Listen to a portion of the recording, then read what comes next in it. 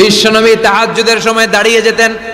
ছোট্ট একটা ঘরে চাটাইয়ের উপরে বিশ্বনবী মা এসে শুতেন, গাদাগাদি করে জায়গা নাই। মাঝরাতে বিশ্বনবী তাহাজ্জুদের জন্য দাঁড়াতেন, আল্লাহু আকবার বলে দাঁড়িয়ে যেতেন, নামাজ শুরু করে দিতেন। বিশাল বড় সূরা পড়তেন, কেরাত পড়তেন, রুকু করতেন, কিন্তু সিজদার জায়গায় সিজদা দেওয়ার জায়গা নাই। সিজদার জায়গায় মা এসা পা বিছিয়ে শুয়ে আছে।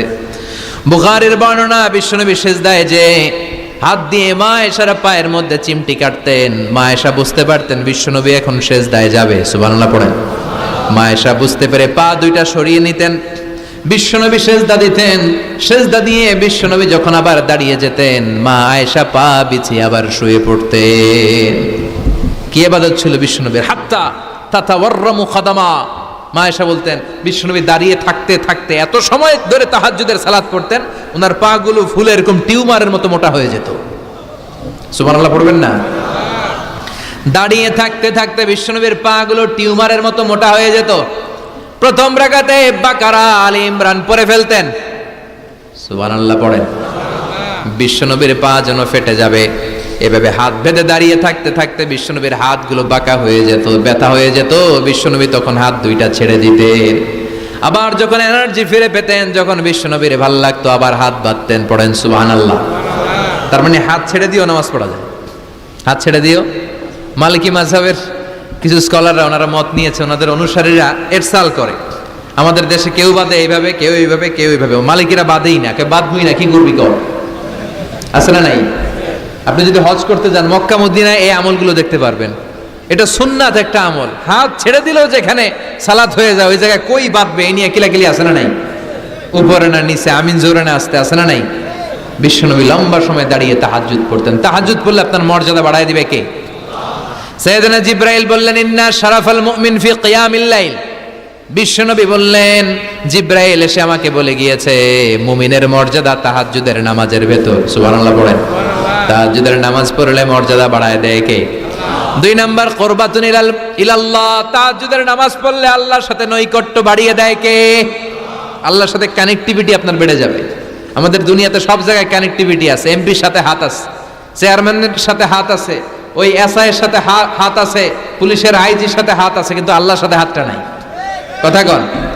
আসল জায়গায় কানেকশন লাগানো দরকার। চিল্লায় বলেন ঠিক কি না? মান লাহুল মাওলা ফালাহুল কুল্লু। যে ব্যক্তি আল্লাহর হয়ে যায় গোটা বিশ্ব তার হয়ে যায়।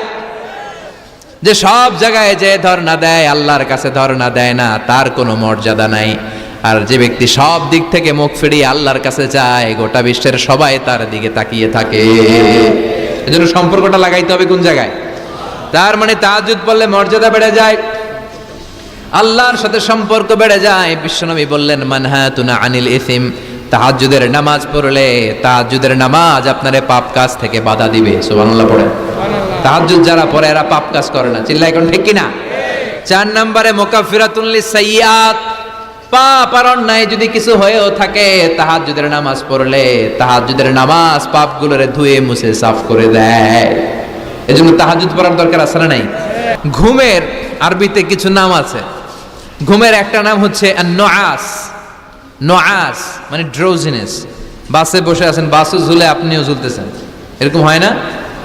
ঝিমুনি, এটার বলে নুআস। আরেকটা হচ্ছে সামান্য হালকা লাইট স্লিপ, সামান্য ঘুম, এটার বলে পাওয়ার ন্যাপ। হালকা হালকা ঘুম, ঘুমও আসছে, আবার কে যেন কথা বলে ওইটাও শোনা যায়, এরকম ঘুম আছে না নাই? এটার বলে সিনা। আরবিতে এটার কি কয়? সিনা। আরেকটা হচ্ছে ভালো ঘুম, এটারে বলে নাউম। এটার কি বলে? তাহলে পাইলাম নুআস, সিনা, নাউম। আরেকটা হচ্ছে জন্মের ঘুম। কিরকম ঘুম? এমন ঘুম যেই ঘুমে ডাকলেও মানুষ ওঠে না, যেটা শেষ রাতে আমাদের যেই ঘুমটা হয় রাত 3টা-4টার দিকে কম্বল টেনে টেনে আরেকটু ঘুমাইতে মনে চায়, এরকম একটা ঘুম আছে না নাই? এই ঘুমটাকে আরবিতে বলে হুজুদ। কি বলে? সবাই বলেন।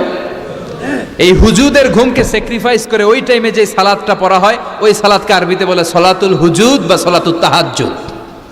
সুবহানাল্লাহ পড়বেন না?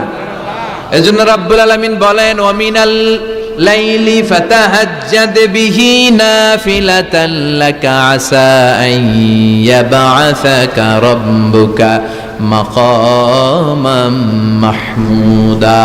ও নবী, রাত্রিবেলা দাঁড়িয়ে আপনি তাহাজ্জুদের নামাজ পড়েন, আশা করা যায় বিশাল সম্মানিত মহিমান্বিত জায়গায় আল্লাহ আপনারে বসায় দিবে গো নবী। ঠিক কি না? তাহাজ্জুদের সালাত পড়লে মর্যাদা বাড়ায় দেয় কে? মুমিনের বৈশিষ্ট্য, তারা রাত্রিবেলা তাহাজ্জুদের সালাত পড়ে।